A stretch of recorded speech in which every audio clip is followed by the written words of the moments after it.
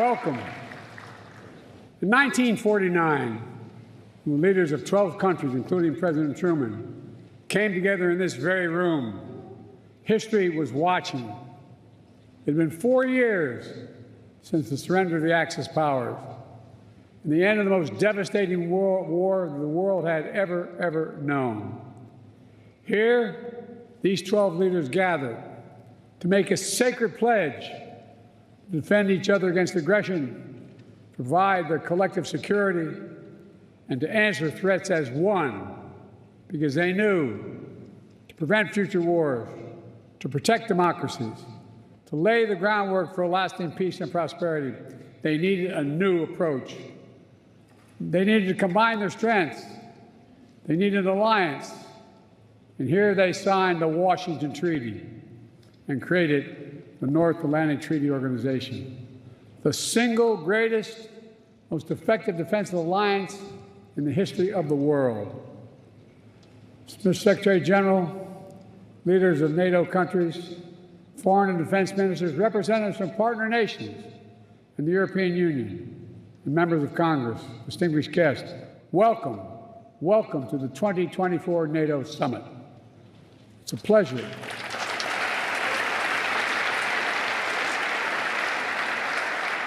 It's a pleasure to host you in this milestone year, to look back with pride at all we've achieved and look ahead to our shared future with strength and with resolve. Together, we rebuilt Europe from the ruins of war, held high the torch of liberty during long decades of the Cold War. When former adversaries became fellow democracies, we welcomed them into the alliance. When war broke out in the Balkans, we intervened to restore peace and stop ethnic cleansing. And when the United States was attacked on September 11th, our NATO allies, all of you, stood with us, invoking Article 5 for the first time in NATO history, treating an attack on us as an attack on all of us, a breathtaking display of friendship that the American people will never, ever forget. Through all this history, when great changes occurred, people would ask, can NATO adapt? And every time we proved we could adapt, and we did, evolving our strategies to stay ahead of threats, reaching out to new partners to increase our effectiveness. And here with us today are countries from the Indo-Pacific region. They're here because they have a stake in our success, and we have a stake in theirs. Today, NATO is more powerful than ever, 32 nations strong. For years, Finland and Sweden were among our closest partners. Now they have chosen to officially join NATO, and because of the power and meaning of Article 5 guarantee, that's the reason. It was the most important aspect of the alliance in 1949, and it is still the most important aspect. I'd also note, Finland and Sweden joined the alliance not just because their leaders sought it, because their citizens called for it in overwhelming numbers. Remember, NATO's character is fundamentally democratic, always has been and always must continue to be. And today, NATO is better resourced than it ever has been. I want to pause on this because it's significant. In the year 2020, the year I was elected president, only 9 NATO allies were spending 2% of their defense GDP on defense. This year, 23 will spend at least 2%. And some will spend more than that. And the remaining countries that have not yet reached that milestone will get there soon.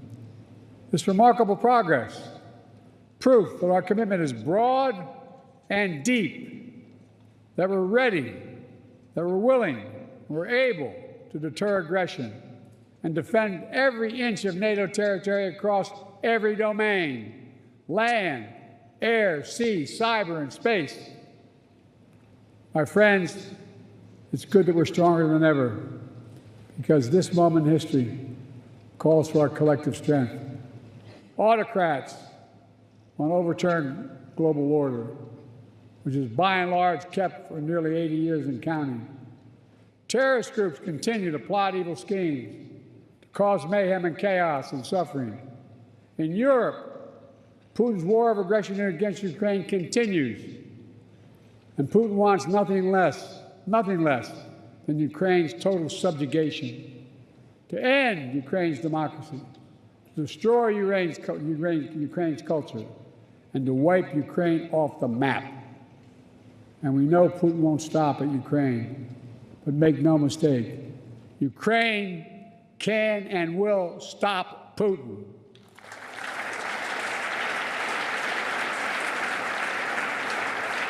Especially with our full collective support. And they have our full support. Even before Russian bombs were falling in Ukraine, the alliance acted. I ordered the U.S. reinforcements at NATO's eastern flank. More troops, more aircraft, more capabilities. And now the United States has more than 100,000 troops on the continent of Europe. NATO moved swiftly as well, not only reinforcing the 4 existing battle groups in the east, but also adding 4 more in Bulgaria, Hungary, Romania, and Slovakia, essentially doubling NATO's strength on the eastern flank. Together, we've built a global coalition to stand with Ukraine. Together, we provided significant economic and humanitarian assistance. And together, we've supplied Ukraine with weapons it needs to defend itself. Tanks, armored fighting vehicles, air defense systems, long-range missiles, and millions of munitions. The United States and nearly 24 allied partners have signed bilateral security agreements with Ukraine, and more countries will follow. Today, I'm announcing the historic donation of air defense equipment for Ukraine. The United States, Germany, the Netherlands, Romania, and Italy will provide Ukraine with the equipment for 5 additional strategic air defense systems. And in the coming months, the United States and our partners intend to provide Ukraine with dozens of additional tactical air defense systems. The United States will make sure that when we export critical air defense interceptors, Ukraine goes to the front of the line.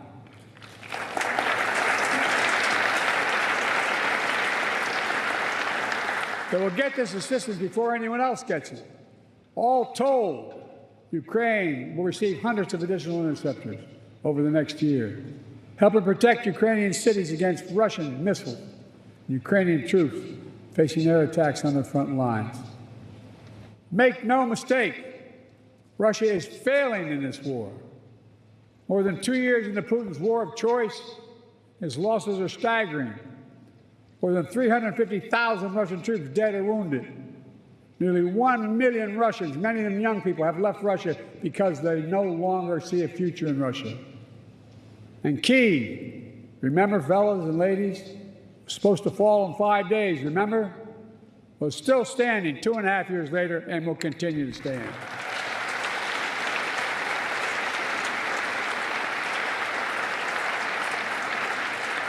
All of the allies knew that before this war, Putin thought NATO would break. Today, NATO is stronger than it's ever been in its history. When this senseless war began, Ukraine was a free country. Today, it is still a free country. And the war will end with Ukraine remaining a free and independent country. Russia will not prevail. Ukraine will prevail. Ladies and gentlemen, this is a pivotal moment for Europe, for the transatlantic community, and I might add for the world. Let's remember, the fact that NATO remains the bulwark of global security did not happen by accident. It wasn't inevitable. Again and again at critical moments, we chose unity over disunion, progress over retreat, freedom over tyranny, hope over fear. Again and again we stood behind our shared vision of a peaceful and prosperous transatlantic community. Here at this summit, we gather to proclaim NATO is ready and able to secure that vision today and well into the future.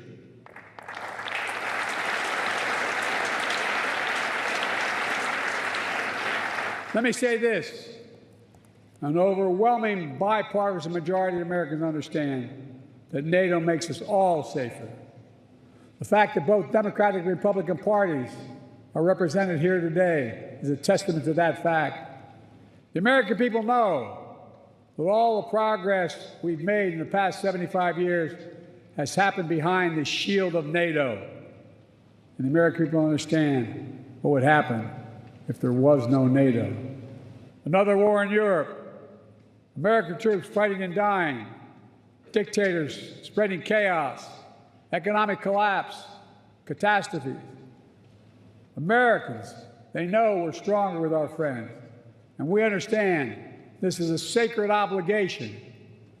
As President Reagan put it, and I quote, "If our fellow democracies are not secure, we cannot be secure. If you are threatened, we are threatened. If you're not at peace, we cannot be at peace." Reagan knew it then, and we know it now. Our nations will continue to keep faith with what we pledged in years to come. Now, if you'll indulge me, I'd like to end my remarks in a slightly unusual way. NATO is an alliance of nations, but also made up of leaders. And one person in particular has done an extraordinary job leading NATO for the last decade. Secretary General Stoltenberg, would he come forward?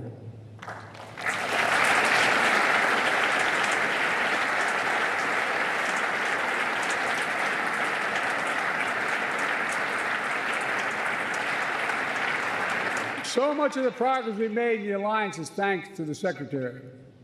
He's a man of integrity and intellectual rigor, a calm temperament in a moment of crisis, a consummate diplomat who works with leaders across the political spectrum and always finds a way to keep us moving forward. Secretary, you've guided this alliance through one of the most consequential periods in its history. I realize, I was talking to your wife, I personally asked you to extend your service. Forgive me. And you put your own plans on hold. When the Russian war in Ukraine began, you didn't hesitate. Today, NATO is stronger, smarter, and more energized than when you began.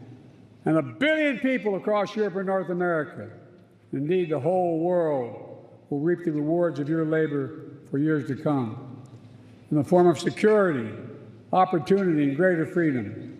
For these reasons, I'm pleased to award you the highest civilian honor the United States can bestow, the Presidential Medal of Freedom. Ask the military to come forward.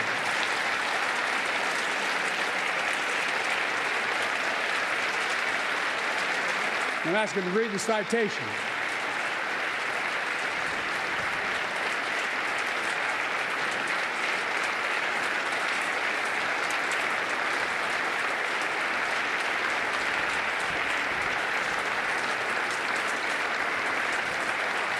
The President of the United States of America awards this Presidential Medal of Freedom to Jens Stoltenberg.